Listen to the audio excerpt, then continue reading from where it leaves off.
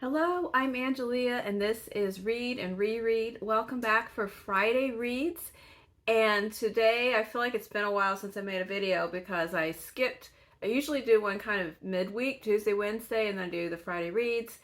But we went out of town for my daughter's birthday. She's away at college, and we went to see her on the occasion of her 21st birthday. So I did not make a video, but I'm back and ready to do the wrap up. All right, so first of all, in this week of television viewing, we had a lot of stops and starts. So we had watched when I talked last time, we had watched one episode of Paper Girls, which is based on a graphic novel. It had really good reviews, but after we watched that one episode, we found out that the series got canceled after that one season, and so the story is not complete. So we dropped it because we don't like that when you get stranded and the show wasn't really over. So we stopped before we got too invested in that. Then we tried out the Rings of Power, and it was kind of hit and miss. Like, there's certain segments of the story that are interesting and you like that for a while, and then it goes back over to Galadriel. I don't know. I don't know what was going on there with the way they decided to do that character, but I didn't care for her. But I like the part about the hobbits. I like the part about the dwarves, but the some of it was just kind of tedious and corny. But anyway, so we watched some of that. We might go back to it, but then we jumped ship and let's see we started watching. Okay, this is very, very late to the party, but we started watching Better Call Saul, and we had started it a few years ago and we haven't quite gotten up to where we left off, but we had started it and never continued it a long time ago. But we keep hearing over and over and over again how wonderful it is and how it was good all the way up to the end. So we started it again, and we like it a lot more this time. Something was off last time where we were kind of, I don't know, we're kind of disconcerted about the downward spiral of Jimmy into the Saul character, and we weren't like feeling it. But now, I don't know, we're in a different mood or something. And then, of course, today is the beginning of the British baking show. So I'm very excited about that. I love that show. I like that show better than all the other ones I just mentioned. So that's what's going on. Also, this morning, the long list for the National Book Award was announced, and I didn't have time to carefully look at it. I had looked at it at breakfast and it wasn't there yet. And then right before I made this video, I looked and now it was there. So I looked through, I realized I am very unfamiliar with most of the things on this list. It was not at all the books that I had heard a lot of discussion and predictions about. So I was kind of like, okay, I don't know. I'm gonna have to just research all of these because there's only one in there that I'm familiar with, which is actually in my pile that I'm talking about today. So I'll come back around to that. So let us proceed. So the first book that I finished this week was Mercy Street by Jennifer Hay. And this is an author that I have been reading for years. I find her very reliably good, but not discussed that much. But I really do like this American author. And this book, Mercy Street, I already returned it to the library, so I'll put a picture up here. But this, after I read it, I went and read a few things about it, and she said that the author said that she didn't start out to write a book that had to do with an abortion clinic, which is what Mercy Street is in the book. It's a women's clinic that provides many health services, including abortion services.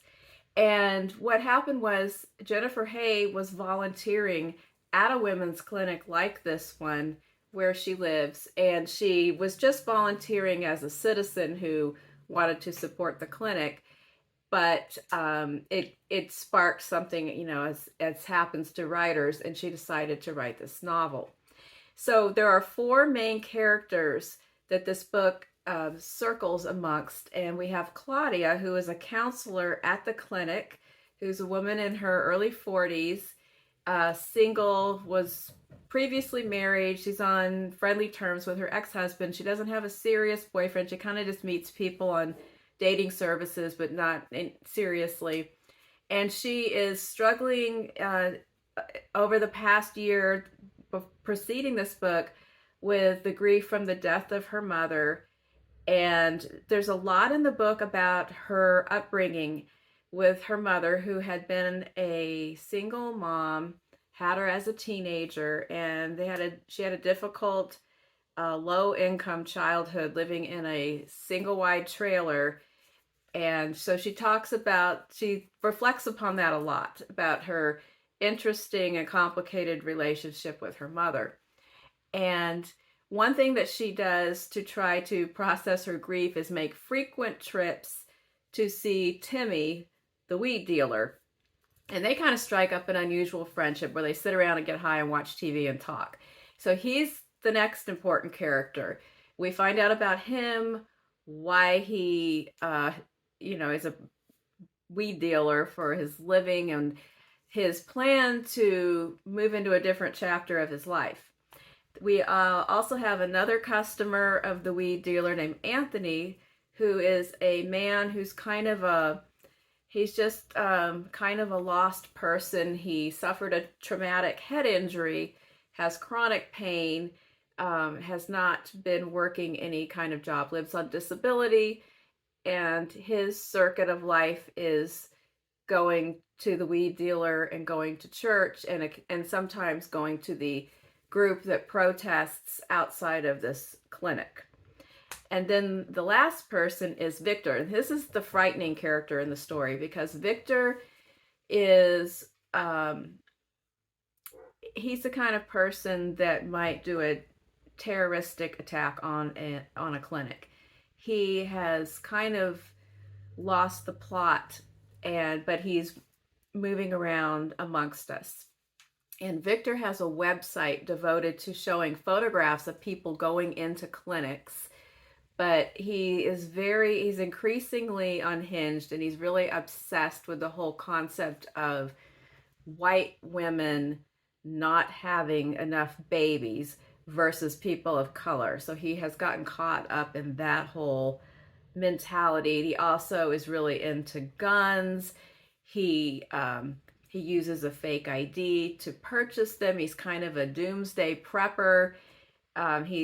He has other friends there's different strands of the doomsday people, like the virus people and the nuclear people, and it's really weird and unsettling when you are in his headspace during his portions of the book. And the author said too that it was very difficult for her to create that character who was so different from herself and try to show how this is a rational train of thought to him, but it's really scary to us. So those are the four characters. It's very, very interesting, and it circles around them in the way that they interconnect, and sometimes they interconnect in ways that we as the readers see, but they're not aware of. And it was really good. And so when I finished that book, I pulled off the shelf something that is a special book in my collection, because I just wanted to look at it and think about it in light of the topics in this book. And that is Question of Choice by Sarah Weddington. And this was her nonfiction memoir about the process of the case of Roe v. Wade. And she was very young. She was still in her 20s when she had the opportunity to present this case to the Supreme Court. And what's really cool about this book is that I got it when it was a new book, and she was on a book tour, and Stephen, my husband, got it. He went to the book signing. I guess I must have been at work or something. We were very young ourselves at this time. And the day that I picked this up off the shelf last week was 9/11/22.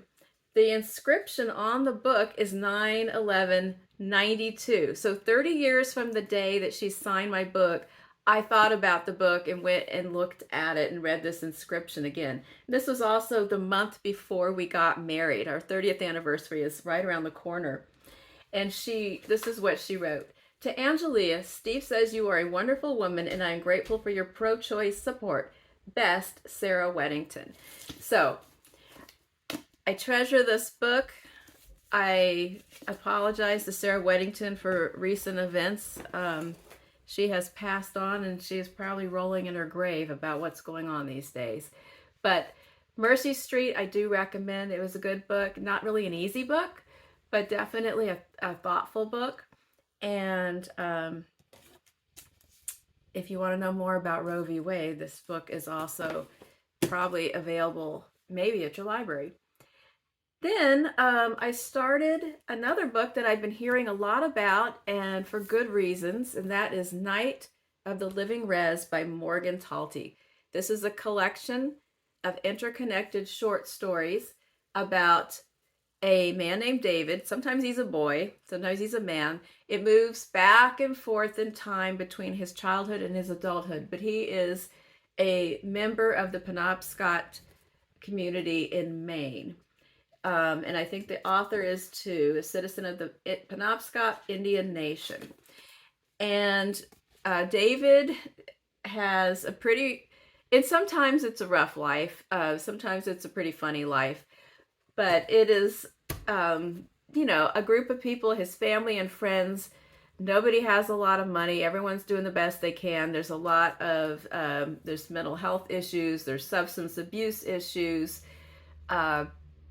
But there's a warmth behind it.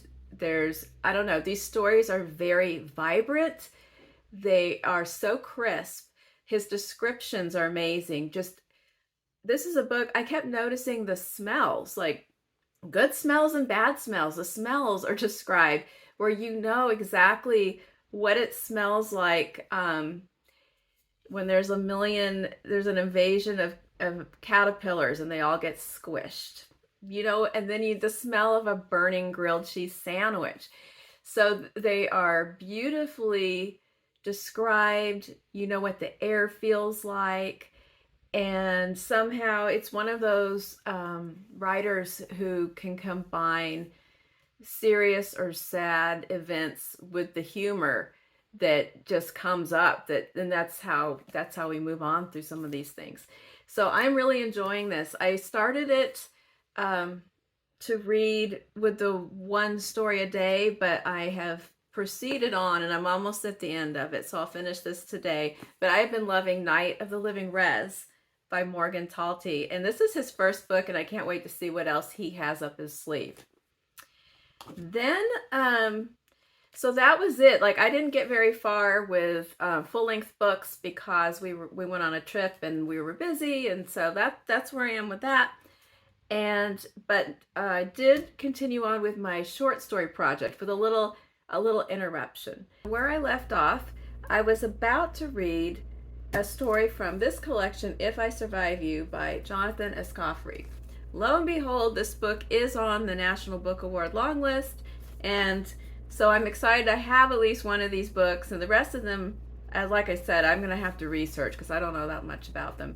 But this one is a first book by Jonathan Escoffery, and the book is a set of interrelated stories, just like the last one I talked about. And in this case, the main character is Trelawney, who is the son of some Jamaican American immigrants, and it takes place again, like kind of back and forth at different ages. And I read the first story, not read the rest of it yet, but I'm going to come back to it and continue. But the first story is called In Flux, and the first paragraph kind of sets up the theme of the whole story. It begins with, "What are you?" hollered from the perimeter of your front yard when you're 9, younger probably. You'll be asked again throughout junior high and high school, then out in the world, in strip clubs, in food courts, over the phone, and at various menial jobs. The askers are expectant. They demand immediate gratification. Their question lifts you slightly off your pre-adolescent toes, tilting you, not just because you don't understand it, because even if you did understand this question, you wouldn't yet have an answer. So throughout his life as a child and then a young man, he is frequently presented with this question from people and on forums, and he never really knows the answer. Even his mother can't really provide the answer. She says, oh, tell him you're just a little bit of this and a little bit of that. But people are kind of insistent. They want to categorize you. Are you white? Are you black? And then even the answers that you give aren't satisfying. When you tell someone, well, I'm Jamaican, they're like, well, no, that can't be possible. You don't sound Jamaican. So he is on a perennial quest to understand himself, his identity, and wonder why people are so obsessed with this question and why they want to answer it for you. So that's what the first story is about. And maybe it's a common theme throughout the rest of the book, but I don't know yet. But I did enjoy the first story and thinking about that question. As a person who never gets asked that question, it's very interesting to read about Trelawney's experiences in this story and all the different ways he has tried to answer it in those years. So that's how that started, and I'm very interested to read further. All right, then let's see, I got a little cheat sheet here. The next one was The Diamond as Big as the... No, that's not what I read. I was going to read The Diamond as Big as the Ritz by Fitzgerald, F. Scott Fitzgerald, because I remember that I liked that story, but then it was like a 50-page story, so I'm going to read that another time. No, what I read was Bernice Bobs Her Hair, and I read it from this collection of short stories, and I love this photo of him on the back, looking good. But Bernice Bobs Her Hair is a famous story of Fitzgerald's, written in 1920 at the beginning of the flapper age. And the background for writing the story was that about 10 years previously, when he was very young, like in his teens, he wrote this letter to his younger sister. He wrote a 10-page letter advising her on all the things she should do and wear and say to attract the right kind of boys. Can you imagine the obnoxious mansplainery in this letter in 1910? But I guess he came upon the letter again, or his sister gave it back to him and said, what's this horse crap? But anyway, he thought about it again 10 years later when he was an adult, and it sparked this story where a girl named Bernice goes to stay with her cousin, and she's socially awkward. Her cousin is kind of a popular, sparkly kind of girl, but she's also a mean girl and pretty conniving, and she's tasked with taking Bernice around to the parties and the social events and making sure people dance with her and making sure she's having fun, and she's just like, she's hopeless. And then she starts kind of giving her lessons in how to be popular. And it culminates in the hair bobbing incident. I don't want to give the rest away, but it is a tale of awkwardness and revenge. That's what I will say about that. It is a fun story to read, and a fun snapshot of what things were like. And it was funny, I got reminded of all things of Pride and Prejudice, because there's a line in the beginning of the story: every young man with a large income leads the life of a hunted partridge.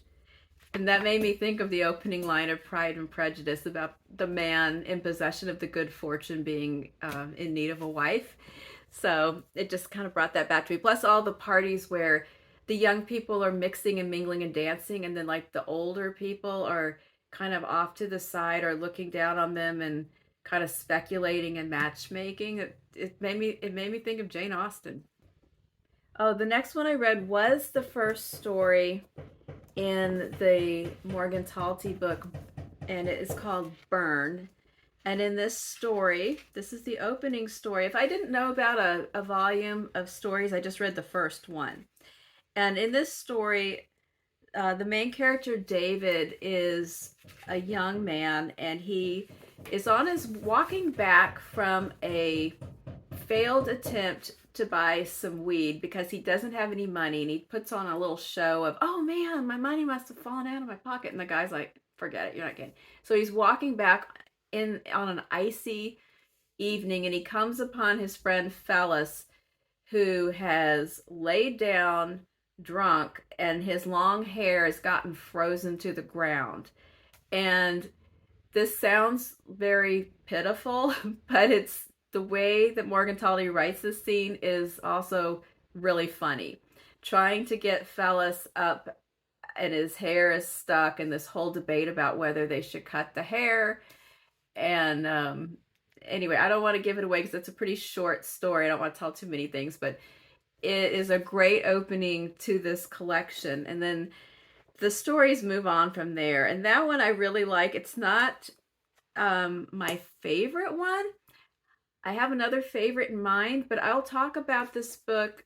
I'll touch on it again when I have finished and tell you what my actual favorite of the stories are. But there's one that's really standing out to me right now. Then after that, this is when we were out of town. And so I looked in the suggestions and comments that some people left me last week. And Michael Clark left me a comment about Joan Didion and recommended that if I wanted to start, a good place to start was the essay Goodbye to All of That. So thank you, Michael, for that suggestion. And I did look this one up from my hotel room and read Joan Didion's essay written in the late 60s. I think that this essay was part of the book Slouching Towards Bethlehem. And it is about when she was extremely young, like 21, right out of college, and she went to New York City because she was going to go live in New York City. And she has this whole, fantasy about it. And then she lives there for about 8 years. And by the time she leaves, she's kind of burned out and depressed. And the whole thing, it was like the arc of a love affair. Like first she's idealizing it and everything's wonderful and exciting. And the most mundane things are so special. And by the end, it's all tired and tiresome, and she's seen it all, and she's met everybody, and she's done. So I really enjoyed it as an intro to her. I want to read some more. I liked the style. I liked the descriptions. I felt like I could feel kind of the hangover and the burnout and just that feeling of sitting in an apartment where it just smells like the end of a party and the sun's coming up and you're still there. And I did enjoy it. And I do want to seek out some other of her writing. I believe that she wrote that in that book, Slouching Towards Bethlehem. Did I just say that? But and then those stories kind of shift to when she moves to Los Angeles. And she begins to chronicle the 60s and 70s. So I want to read more of that because I've heard that that is a really good volume of essays. So then I kind of fell off the plan because we were busy and enjoying ourselves on the trip. And I had brought Night of the Living Rez with me, so I just kept reading that. I did not read any more different authors for a couple of days or different short stories. I just kind of kept reading this and having a good old time. Then I got home and I read one more different one, which was Alice Munro. And I decided to read, I have several Alice Munro books, but to refresh my memory, I looked up a couple of articles where people suggested what they thought were the best of her stories. And one person mentioned The Beggar Made. And I thought, I don't think I've even ever read this. But I have this book. I think it's her first book of short stories. Maybe. I might be lying. But it was written in the late 70s. And Alice Munro is still alive. She's 91. She stopped writing during maybe around, I don't know if she wrote anything that came out after 2006. She kind of retired from writing, but she had a long span, and she won the Booker Prize when it was still the Man Booker Prize. She won the Nobel Prize for Literature. She won the Giller Prize. She is just a real master of the short story. So I read this story, The Beggar Made, from this collection, and it is about a young girl who goes to college on scholarship, and she is from a very impoverished background, and she feels it a lot where she goes and what she does. There's a scene where she and another friend they donate blood, and then they use the money to buy party shoes. But she meets a young man at the college who is from a very rich family, and it almost seems like he immediately latches on to her and announces how much in love he is with her, and she's kind of she's not really that into him, but she just goes along with this. She admits later on in the story that she was in love with him being obsessed with her. A lot of people thought she was attracted to the wealth, and oh, you scored, you landed a millionaire because he's the heir to some fortune. But really, she didn't care about that a whole lot. But it was more about the adulation. And so it's just about a mismatch and two people that should not have stayed together, but yet they do. And there are some scenes of some terrible, like the meeting your parents scene, both on her side and his side, are both really bad. And what it reminded me of a little bit was Lucy Barton, because Rose in the story, just like Lucy, is kind of haunted forever by growing up poor and being simultaneously defensive and protective, but also embarrassed and humiliated by her background. And so that's what I got when I read this. I kept thinking about the things that happen in the Lucy Barton books that have to do with her emotional baggage from her upbringing. So I don't know. I may come back and read. I don't think I'll read more of these. I think I'll read some of the collections that came after it, some stories that I kind of remember that I liked in her other books. But it was interesting to go all the way back to one of her earliest stories that got a lot of recognition. All right, so that's as far as I got. And then the next one I'm going to read that I'll talk about next time is I'm going to read something by Eudora Welty, because I already had her on my list. And then when I was reading about Alice Munro, it was mentioned about how significant Eudora Welty was to her. So it just reinforced my plan. All right, so that is it. That is what I read this week. I'm going to continue on with Shorty September. When I finish Night of the Living Rez, I have several books to choose from because I have acquired a few new books. So there will be a little haul video coming up very, very soon. Also, I hope everyone is ready for Banned Books Week next week. My public library put out this really cute, really cute little bookmark. It says, "Censorship leaves us in the dark. Keep the lights on. Read a banned book." And then on the back, they put their activities that they're doing. They're having some book club discussions and movies next week. So I want to go to at least one of these and participate. It looks like fun. So have a great weekend. Let me know what you've been reading, watching, thinking about, and please like and subscribe if you enjoyed this video. And thank you so much for watching. I'll see you soon. Bye.